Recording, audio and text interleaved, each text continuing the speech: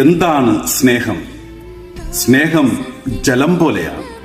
ജലം അഗ്നിയെ കെടുത്തിക്കളയുന്നത് പോലെ മനുഷ്യന്റെ മനസ്സിലെ ശത്രുതയെ, വൈരാഗ്യത്തെ ഇല്ലാതാക്കുന്നു.